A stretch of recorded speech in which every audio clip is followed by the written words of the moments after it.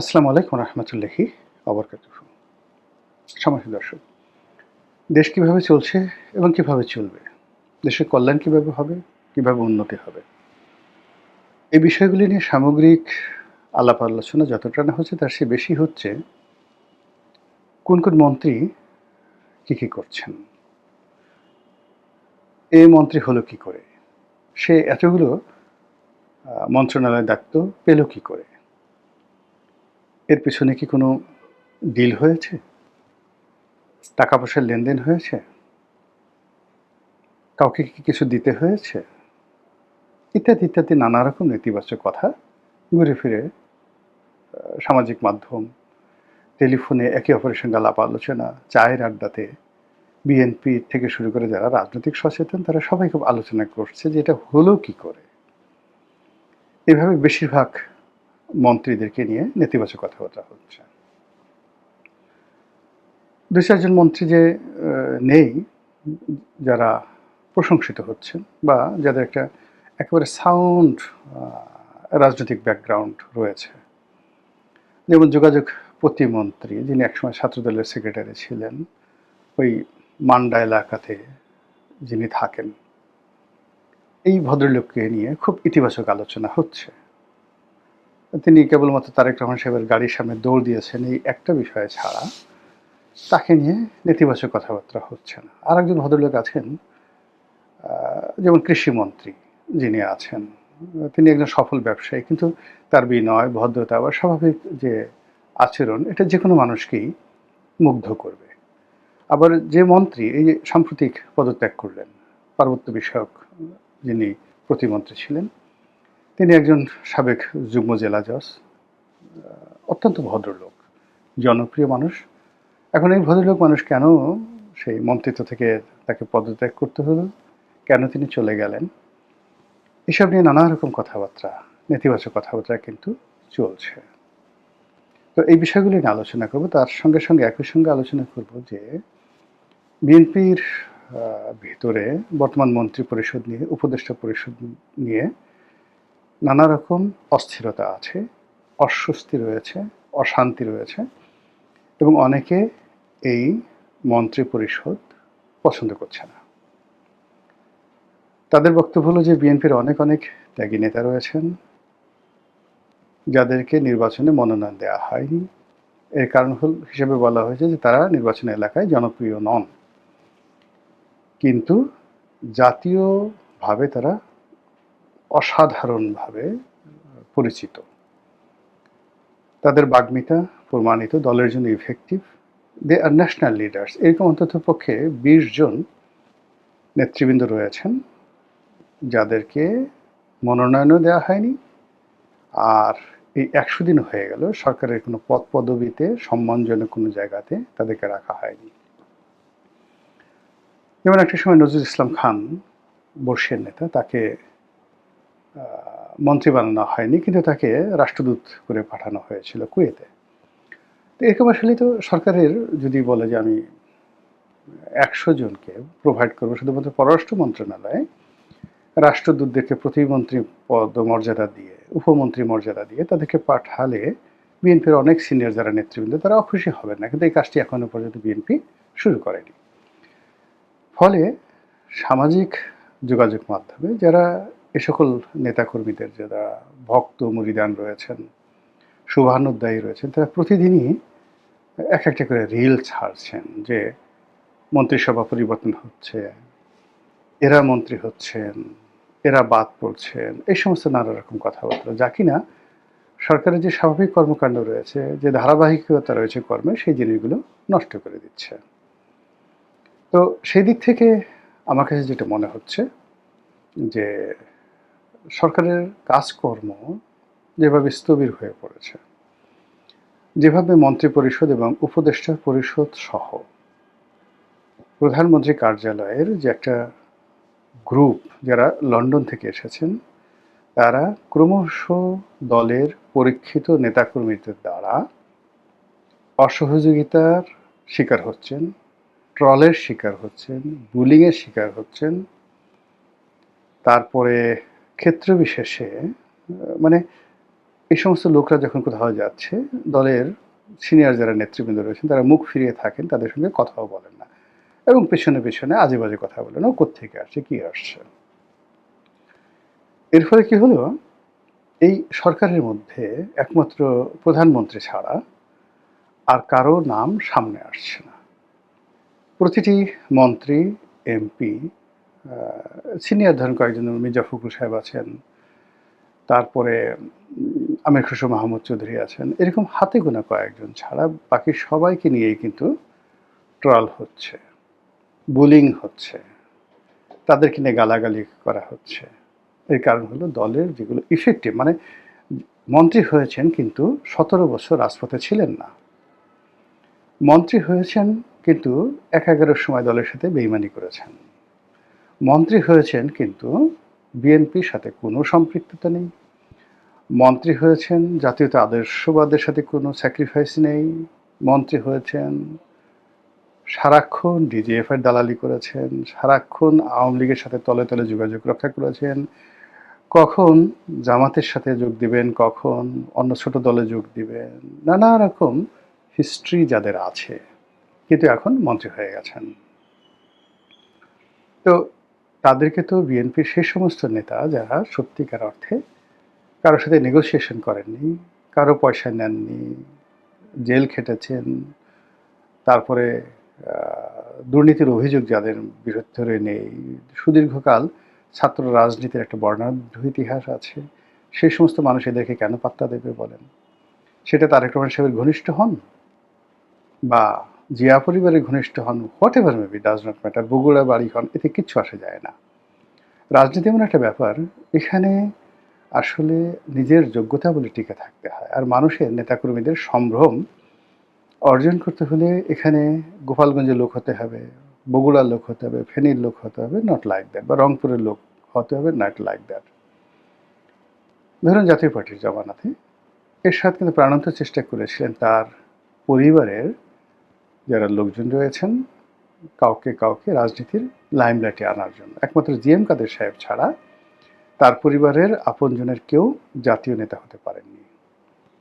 রংপুর কেন্দ্রিক অনেক নেতা যাদেরকে মন্ত্রী বানানো হয়েছিল এরশাদের জামানাতে, আবার এরশাদ পরবর্তীতে তাদেরকে শেখ হাসিনা সরকারের সুযোগ করে দিয়েছিলেন মন্ত্রী হওয়ার জন্য, কিন্তু তারা কেউ ন্যাশনাল নেতা হতে পারেনি। জাতীয় পার্টি বলতে ওই আনিসুল ইসলাম মাহমুদ, ওই কাজী ফিরোজ রশিদ, কিংবা ধরুন সেই কাজী ফিরোজ রশিদ বা রুহুল আমিন হাওলাদার, এর বাইরে জাতীয় পার্টি আসলে যেতে পারছে না, মানে নেতা তৈরি করা যাচ্ছে না কোনো অবস্থা। আবার এই গ্রুপে, এরশাদ গ্রুপের মধ্যে জিএম কাদের সাহেব, শামীম হাদের পাটোয়ারি, এই দুজনের বাইরে আপনি কারো নাম পাবেন, এবং এরা সবাই কিন্তু দেখবেন নিজেদের যোগ্যতা বলে তারা আজকের এই পর্যায়ে আসছে, এবং পরিবারের মধ্যে গুতুগুতি করে এই পর্যায়ে আসছে। তারা দয়া মায়ায় বা সুযোগ সুবিধা নিয়ে কিন্তু নেতা হননি।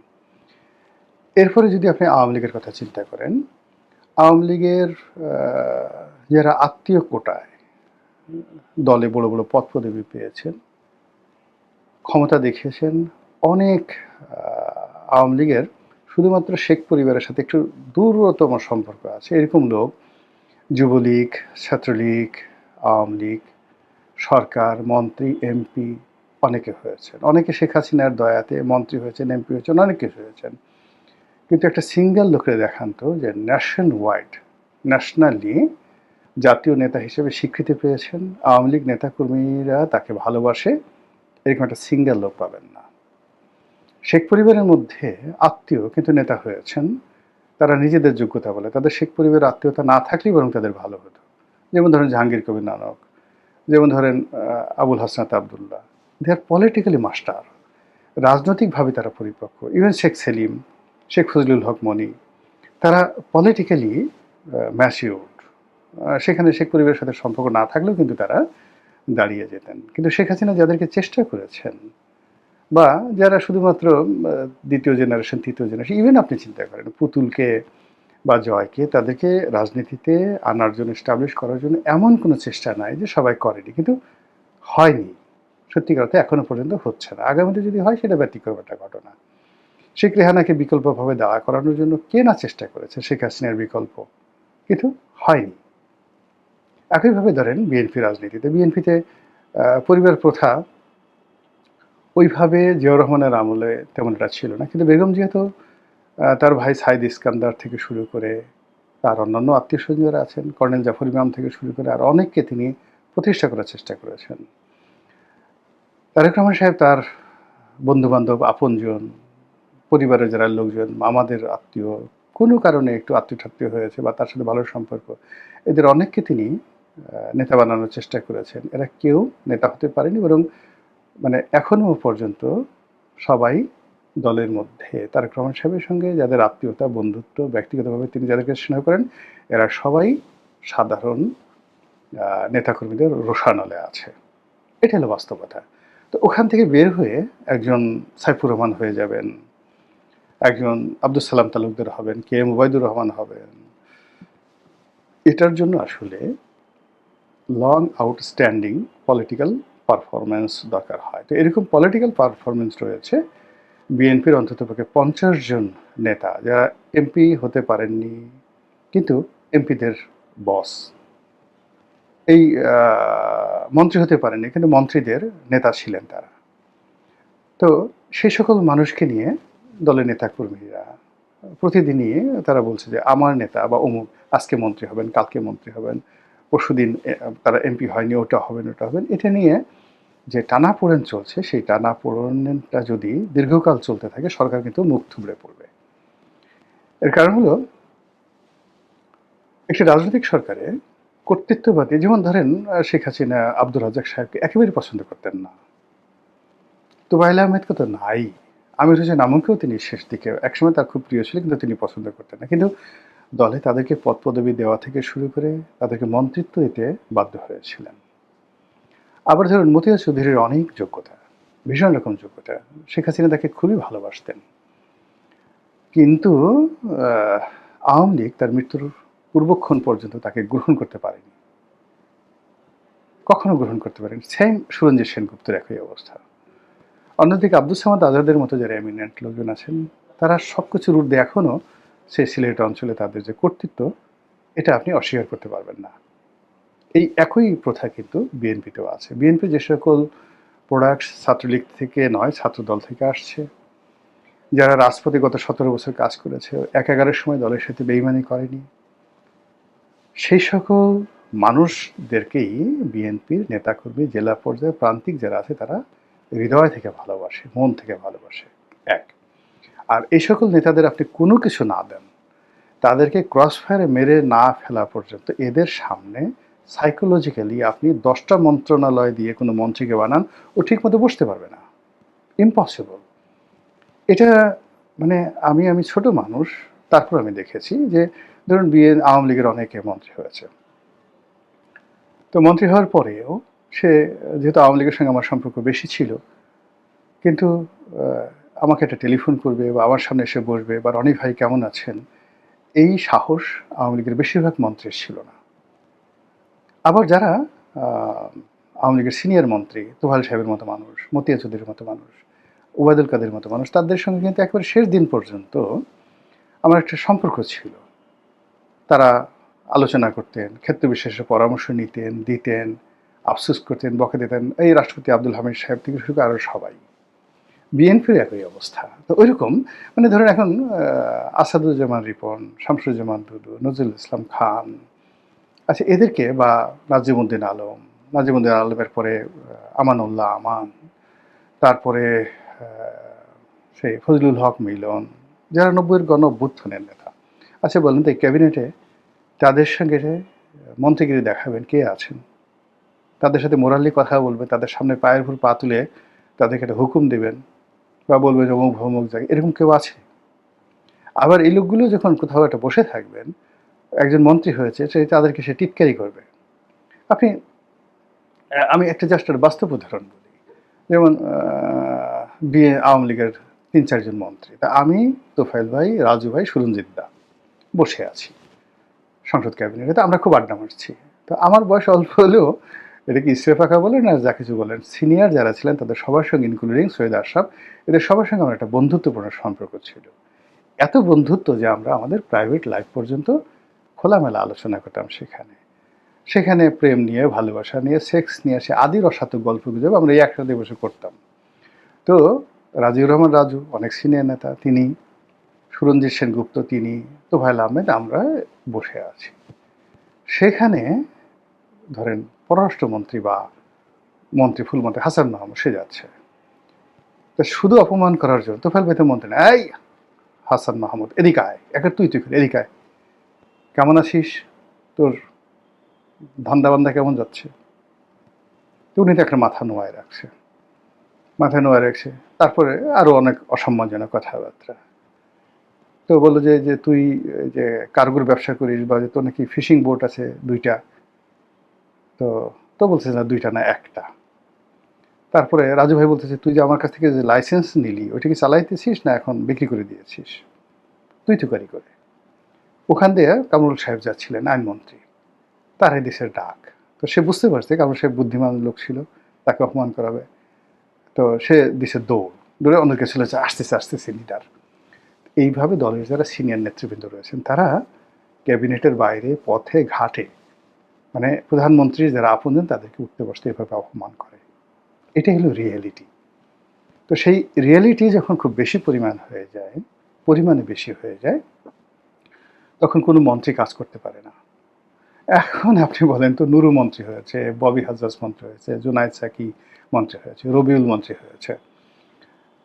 এরা কি করে রুহুল কবির রিজভির সামনে গিয়ে কথা বলবে, তার সামনে গিয়ে দাঁড়াবে? বলেন, হাউ ইট ইজ পসিবল? তো এই যে যারা সিনিয়র নেতৃবৃন্দ তাদেরকে তো আসলে প্রোভাইড করতে হবে সাম হাউ, এবং এটা না করা পর্যন্ত সরকারের কাজে কোনো গতি আসবে না। ইভেন আপনি বাইরে থেকে আরও অনেককে মন্ত্রী বানাতে পারেন, অনেকে উপদেষ্টা বানাতে পারেন, ডাজ নট ম্যাটার। কিন্তু দলের যে সমস্ত লোকজন ভীষণ রকম ডেডিকেটেড, যেটা সেই 2012 সন থেকে এখন পর্যন্ত দলকে যারা টিকিয়ে রেখেছেন, ধরে রেখেছেন, দলের ফাউন্ডেশন, সেই মানুষগুলো ঘুরে বেড়াচ্ছে।